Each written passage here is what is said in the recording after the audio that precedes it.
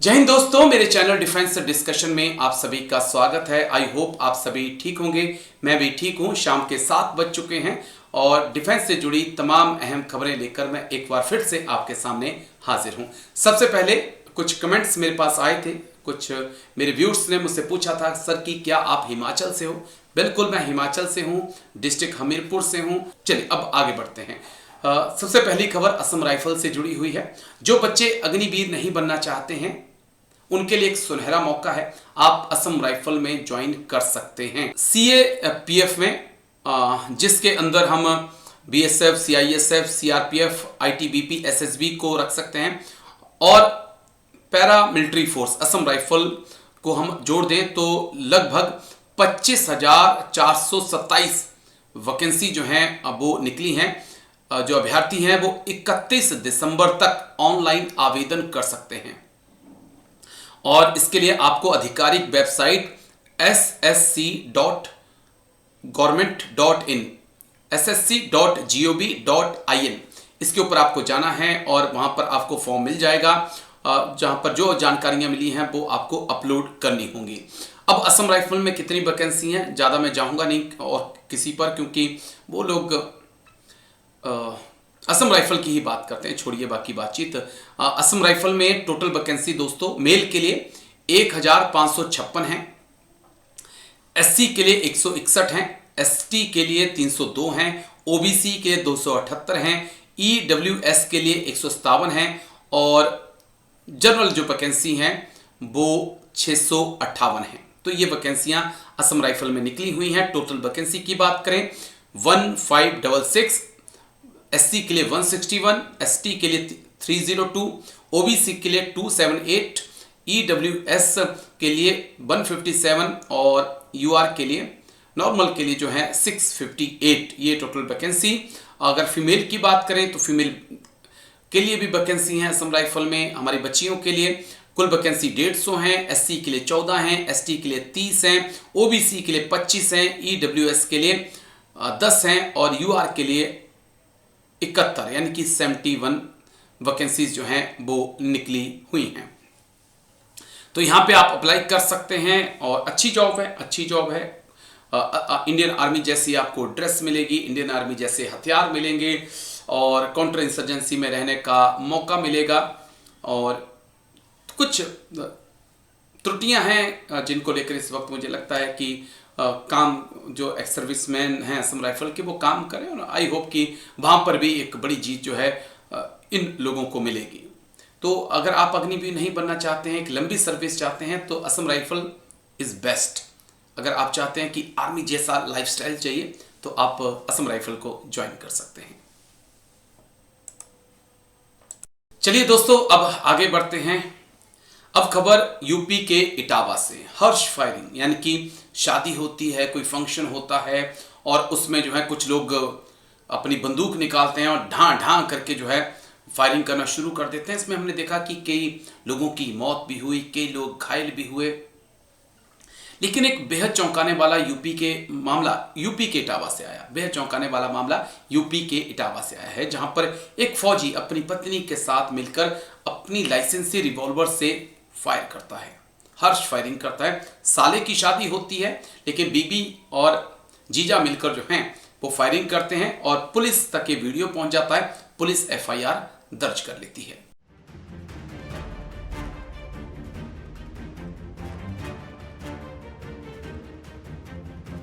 अपने दोस्तों जो अभी अभी तस्वीरें देखी, ये तस्वीरें हर्ष फायरिंग की हैं। यूपी के इटावा से ये तस्वीरें सामने आई हैं। लेकिन इनमें खास क्या है? इनमें खास ये है कि जो हर्ष फायरिंग कर रहे हैं वो भारतीय सेना के जवान हैं और साथ में उनकी पत्नी है। साले की शादी है और शादी में फौजी साहब इतना खो गए कि हर्ष फायरिंग कर दी। दरअसल शादी समारोह में फायरिंग को लोग स्टेटस सिंबल मानने लग पड़े हैं, लेकिन कभी कभी उनकी एक गलती का खामियाजा दूसरे लोगों को भुगतना पड़ जाता है। इस तरह की कई घटनाएं सामने आ चुकी हैं। हर्ष फायरिंग जानलेवा साबित हो चुकी है। इस तरह की घटनाओं के सामने आने के बाद पुलिस प्रशासन ने हर्ष फायरिंग को लेकर कड़े नियम बना रखे हैं, लेकिन फिर भी लोग बाज नहीं आते। ताजा मामला यूपी के इटावा स्थित कीरतपुर गांव का है, जहां साले की शादी में पहुंचे फौजी जीजा और उनकी पत्नी ने भीड़ के बीच खड़े होकर खुलेआम हर्ष फायरिंग कर दी। सोशल मीडिया पर हर्ष फायरिंग का वीडियो वायरल हो गया। हालांकि हम इस वीडियो की फिलहाल पुष्टि नहीं करते हैं। जो जानकारी हमें मिल पाई है उसके अनुसार वीडियो 23 नवंबर 2025 का है, जो सोशल मीडिया पर तेजी से वायरल हो रहा है। वायरल इस वीडियो में एक फौजी अपनी पत्नी के साथ दिख रहा है, जो अपने साले की शादी में शामिल होने आया है और शादी के इस मौके पर अपने लाइसेंसी पिस्टल से हवा में गोलियां चलाने लगता है।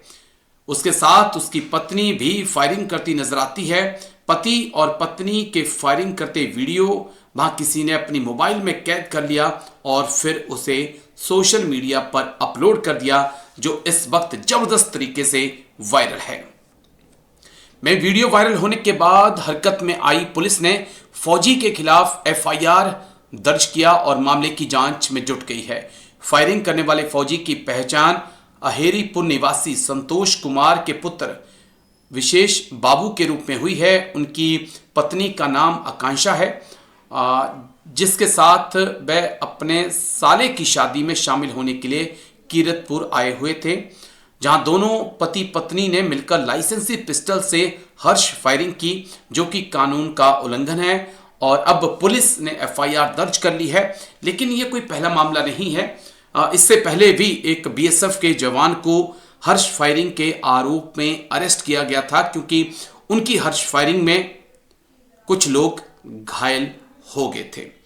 तो फौजियों से रिक्वेस्ट है कि सावधान रहें, इस प्रकार का कदम ना उठाएं कि प्रशासन को आपके खिलाफ जो है एक्शन लेना पड़े। देखिए, दर्शन वाटिका उत्सव गार्डन जो उसराहार थाना क्षेत्र में है, यहाँ बीती रात एक शादी समारोह चल रहा था। बारात चढ़ते समय बारात में शामिल एक युवक शीश कुमार यादव द्वारा अपने लाइसेंसी पिस्टल से फायरिंग कर दी गई, जिसमें पुष्कर गुप्ता नाम के एक युवक जो 20-22 वर्षीय है, उसके पेट में गोली लगी है। उसका इलाज पुष्पांजलि हॉस्पिटल में चल रहा है।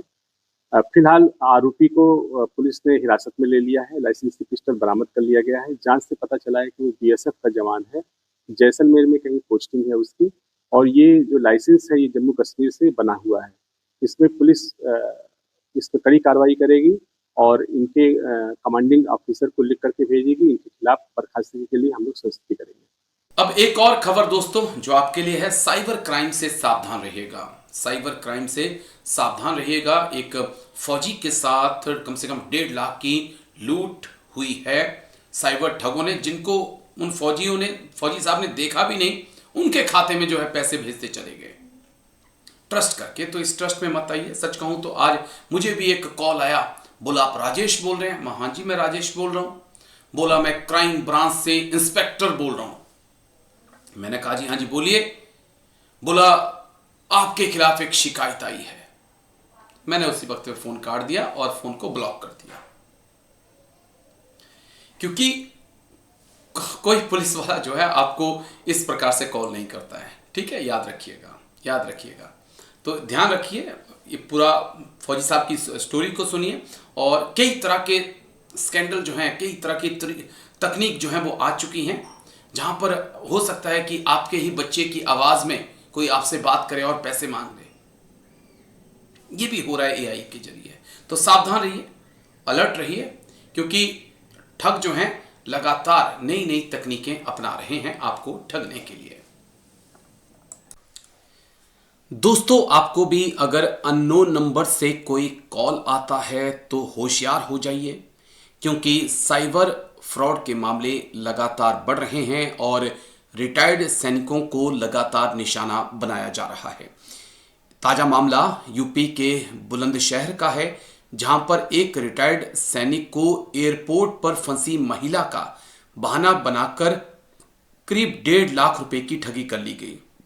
पीड़ित ने इस संबंध में साइबर थाना सिविल लाइन और देहात कोतवाली में शिकायत दर्ज कराई। पीड़ित का आरोप है कि कॉल करने वाले ने खुद को उनकी परिचित महिला का सहयोगी बताया, शुल्क जमा करने के नाम पर अलग अलग खातों में रकम ट्रांसफर करा ली। गांव जमनावली कलां निवासी सेना से रिटायर्ड हो चुके मोहनलाल ने बताया कि 3 अक्टूबर 2025 को उनके मोबाइल पे कॉल आया। कॉल करने वाले ने कहा कि उनकी एक परिचित महिला विदेश से भारत आई है और एयरपोर्ट पर उसका रजिस्ट्रेशन होना है, जिसके लिए भारतीय मुद्रा की आवश्यकता है। कॉलर ने मोहनलाल से तत्कालिक शुल्क जमा करने के लिए एक खाते में रुपए भेजने को कहा। भरोसा करते हुए मोहनलाल ने पहली बार 30,500 रुपये भेज दिए। उसके बाद उसी नंबर से दोबारा कॉल कर बताया गया कि महिला का पीला विजिटिंग कार्ड बनवाना है, जिसके लिए 45,500 रुपये भेजने को कहा गया। मोहनलाल ने ये रकम भी जमा कर दी। जालसाजों ने अगले ही दिन फिर फोन किया, दोबारा शुल्क के नाम पर पैसे भेजने को कहा। इस बार उन्होंने 2 बार में 55,000 और 20,000 रुपये जमा कराए। कुल मिलाकर जालसाजों ने मोहनलाल से 1,51,000 रुपये की ठगी कर ली। जब कॉल आने बंद हुए तो उन्हें संदिग्धता का एहसास हुआ। तब मोहनलाल को ठगी का पता चला। उन्होंने तुरंत साइबर थाना सिविल लाइन बुलंदशहर में ऑनलाइन शिकायत दर्ज कराई। देहात कोतवाली में भी प्रार्थना पत्र दिया। पुलिस इस मामले में रिपोर्ट दर्ज कर चुकी है और आरोपियों की तलाश कर रही है। तो ऐसे कई मामले आते हैं। आज मुझे भी कुछ ऐसी ही एक कॉल आई थी। तो सावधान रहें, अलर्ट रहें।